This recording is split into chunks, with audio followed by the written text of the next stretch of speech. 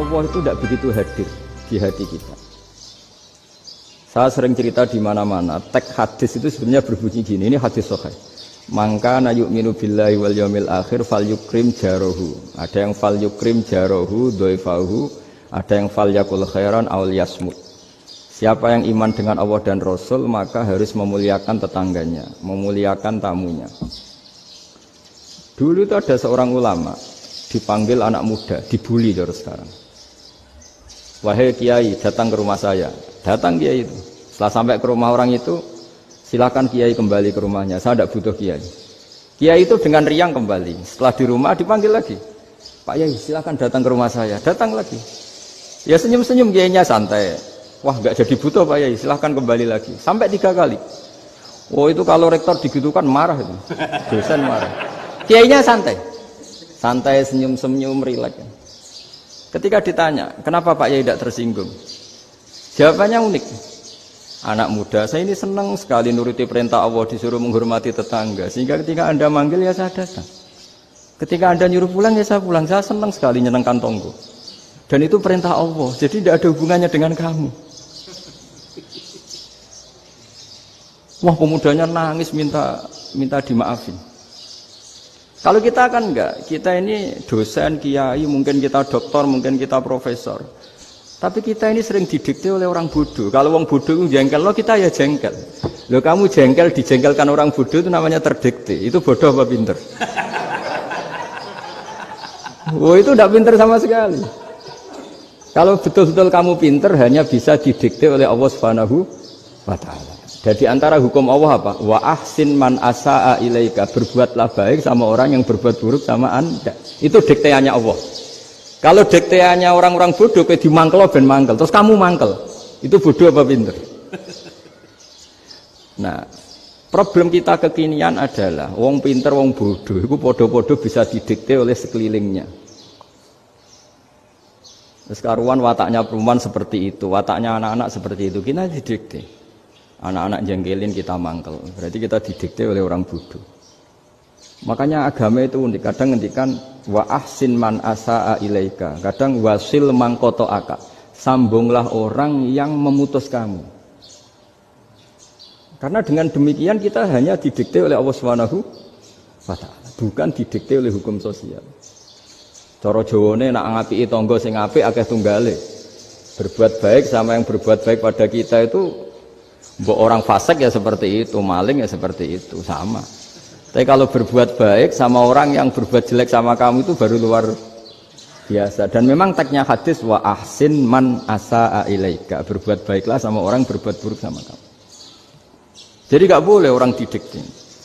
Makanya ngaji di sini diantaranya saya akan cerita dalam sebuah hadis sahih, dalam hadis hasan yang diriwayatkan Imam Tirmizi, ada kalimat dari Rasulullah SAW. Dawe Nabi, la takunu imma'atan taquluna in ahsanan nasu ahsanna wa in zalamu zalamna walakin watti'u anfusakum in ahsanan nasu an tuhsinu wa in asa'u alla tazlimu.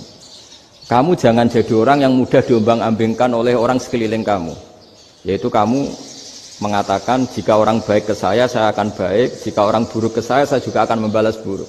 Itu namanya Anda didikte. Tapi berkomitmenlah kamu akan berbuat baik meskipun orang lain berbuat buruk. Nah sekarang logika sosialnya begini. Kalau di Indonesia itu ada 1000 kiai, ada 1000 profesor yang ingin membenahi Indonesia. Rata-rata orang awam itu semau gue. Terus mereka mendikte kita. Perilakunya agak simpatik, perilakunya jengkelin. Terus 1000 profesor ini ikut jengkel. Itu kira-kira jadi solusi apa goblok bareng ya? Sama 1000 kiai ini ikut jengkel, ini jadi solusi apa goblok bareng? Goblok bareng. Nah problem sekarang kita ini biasa didikte orang bodoh. Nah makanya ciri khas orang muslim itu kata Nabi mangkana yu'minu billahi wal yaumil akhir. Jadi baik tetangga karena perintahnya Allah dan Rasul. Pentingnya apa? Bedanya karena berbuat baik ini perintahnya Allah, mbok tangga apik lah kita tetap apik karena perintahnya Allah dan Rasul. Begitu juga dengan hubungan dengan istri, dengan anak. Bojomu lagi cerewet lah, ya tetap apik. Karena dengan cara itu kita hanya tunduk kepada Allah dan Rasul. Tapi kalau kamu Istri saya kalau baik ya saya baik, kalau enggak ya enggak. Berarti Anda didikte oleh perilakunya dia. Itu latihan, ya kalau dalam bahasa pondok, latihan jadi wali itu yang paling berat. Nabi itu kalau sama orang munafik itu sabarnya Masya Allah. Padahal Nabi bersuara kalau orang itu orang munafik. Karena dengan cara seperti itu, bahwa kebaikan Nabi pada seseorang itu atas perintahnya Allah dan Rasul, bukan atas nama servis.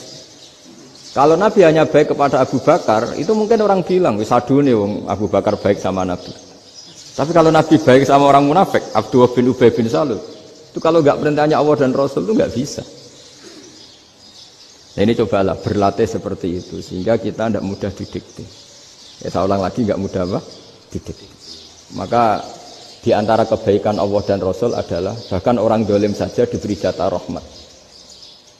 Makanya tadi seperti mukadimah yang dibaca Pak Haris tadi, agama ini rahmatan lil alamin. Orang yang dolim saja dapat jatah apa? Rahmat, apalagi yang soleh. Nah kemudian yang perlu dicatat, kenapa kita menjadi enjoy dengan Islam? Islam itu adalah agama yang tidak didikte oleh materi. Jadi kalau Anda ingin makan enak, mungkin kalau pikiran kebanyakan orang, anak-anak muda yang milenial, yang gaul, ingin makan enak ya makan yang disukai. Misalnya sate atau bakso Malang atau apalah. Kalau orang-orang yang jadi wali gak gitu cara berpikir. Ini yang masih orisinil. Ditanya, ini dunia baru kesulitan makanan, baru resesi. Cara makan enak gimana? Jawabannya lucu. Ya gampang, idamuhu alju. Idam itu lauk. Kalau kamu ingin makan lauknya paling enak apa? Alju. Kamu harus lapar banget. Sampai kalau puasa itu melihat tempe itu wah luar biasa. Tapi kalau kamu nggak puasa, air putih itu nggak menantang.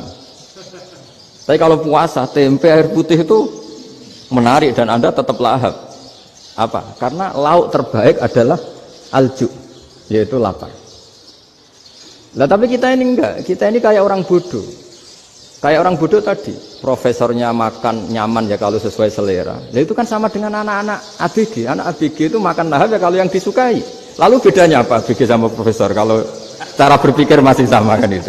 Kiainya juga gitu. Kiai makan enak kalau yang disukai, kalau enggak. Lalu bedanya apa kiai sama orang awam? Orang awam juga gitu, makan lahap ya kalau yang disukai.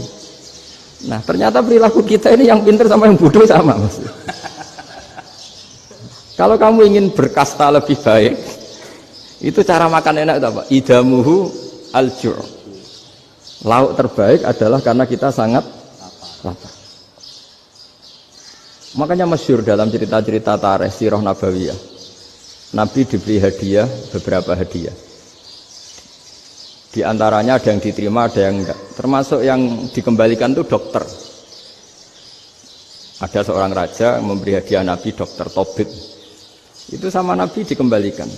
Karena dokter ini sudah lama kumpul Nabi itu nggak pernah sakit. Akhirnya dokter ini putus asa, ini nggak perlu diobatin. Ketika ditanya, kenapa ya Rasulullah engkau tidak pernah sakit? Karena kita ini kaum, kita ini komunitas masyarakat yang tidak akan makan kecuali lapar. Dan kalau sudah makan berhenti sebelum kenyang. Jadi sederhana sekali pengobatan zaman itu. Sebagian besar penyakit itu pasti disebabkan kita ceroboh dalam hal makan. Sudah ngerti kalau durian masalah, kalau makan durian enggak kehitung gitu. Apalagi kalau gratisan itu tambah banyak gitu. Pola tidur juga gitu kata Nabi, dan kita tidak tidur kalau tidak sangat ngantuk. Nah, itu namanya orang-orang soleh yang sudah tidak didikte materi. Kalau yang didikte materi kan bisa tidur nyenyak kalau kasurnya enak, AC gini-gini. Sebenarnya enggak, tidur enak itu ya kalau sangat ngantuk. Mbok di gudang, mbok di bis, kalau sangat ngantuk ya semuanya ya enak. Sama, mbok lapar, mbok hanya tempe, tapi kalau sangat lapar itu ya enak. Nah ini ilmu yang mulai hilang, ilmu-ilmu yang mulai hilang.